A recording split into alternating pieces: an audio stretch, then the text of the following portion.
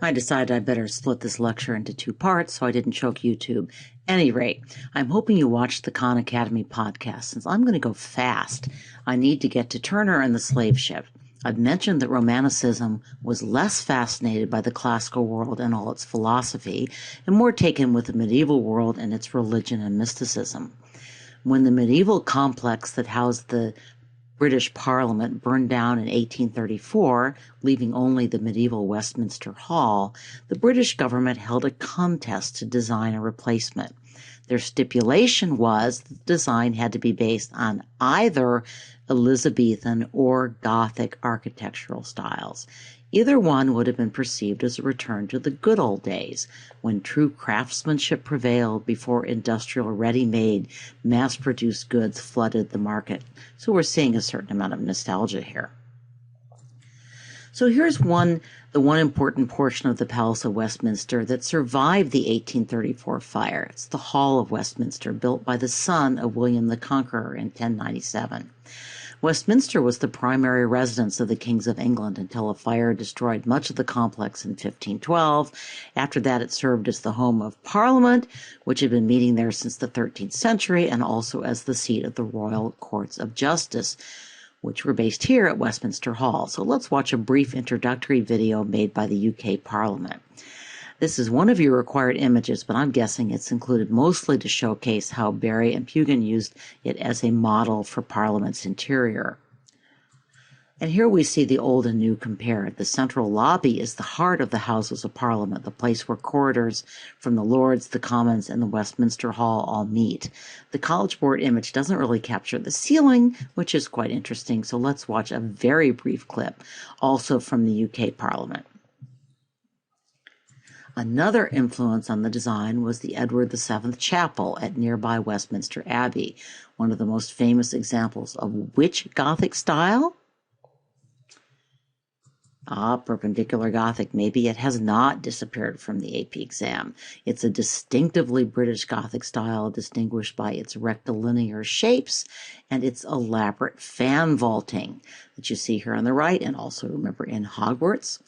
The ceiling echoes, sorry, that was on the left. On the right, the ceiling echoes some of the elaborate geometric design, but the star pattern and the mosaic really reflect Mudehar, that is European Muslim and Byzantine influence, more, I would say, than perpendicular Gothic. But the idea is in some ways the same, a highly decorative geometric ceiling.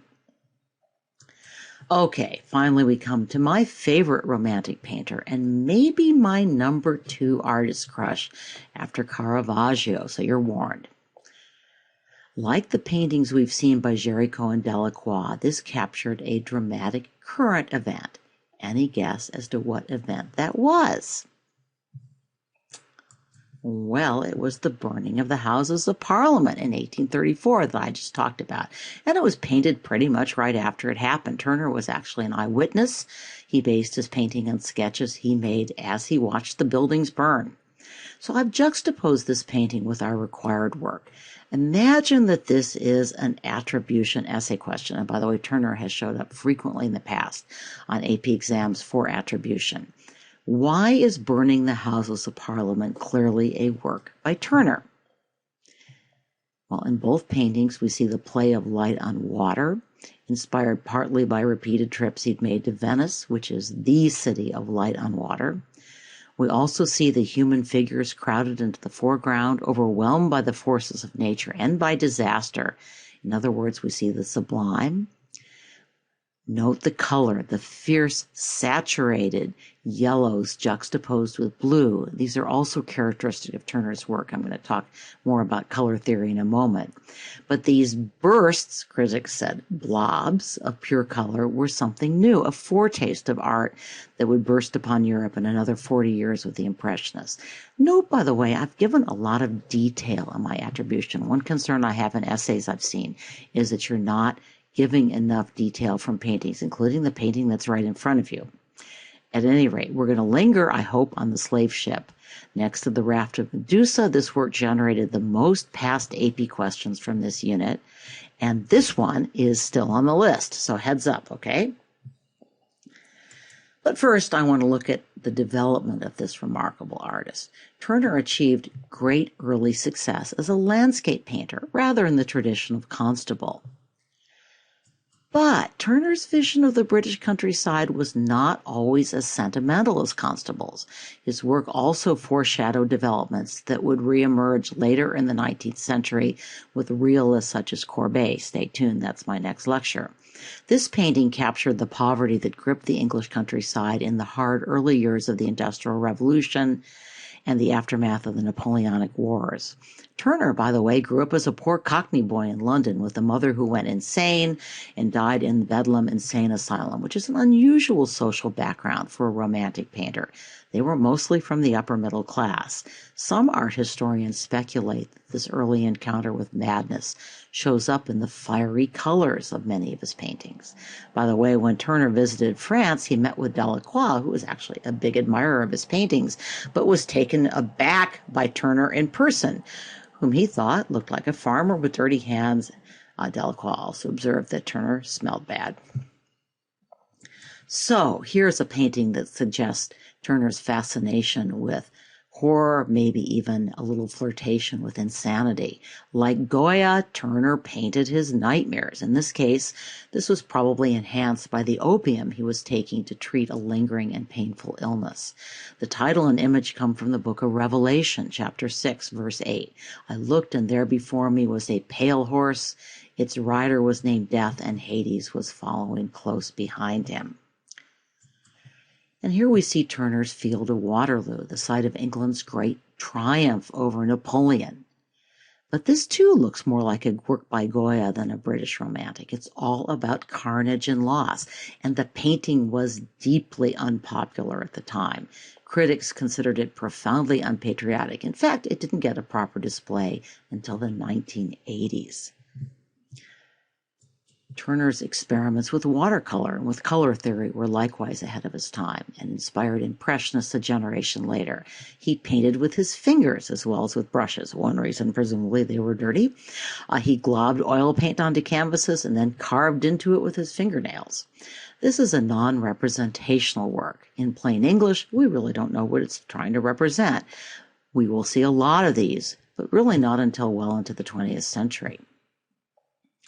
So I've mentioned Goethe, probably the most important Romantic literary figure, at least on the continent. Goethe had a color theory. The plus colors of yellow and red excite lively feelings, while blues impart gloomy and melancholy emotions or the impression of cold.